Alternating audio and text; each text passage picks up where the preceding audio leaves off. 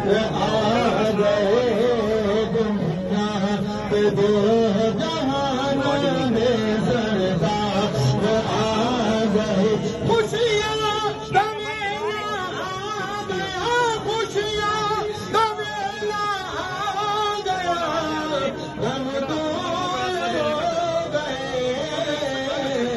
رب دیکھ کے ہارے امت دے غم پار آ گئے رب دیکھ کے ہارے امت دے غم ایک لازت کہتا ہے جو میرے پاس مجھے کسی دوست نے دیا تھا. مجھے پاک کا ذکر جاری رکھیں کیونکہ میں نے ان گناہگار آقا حضور مبارک کو گھومتے ہوئے خود میں نے دیکھا ہے.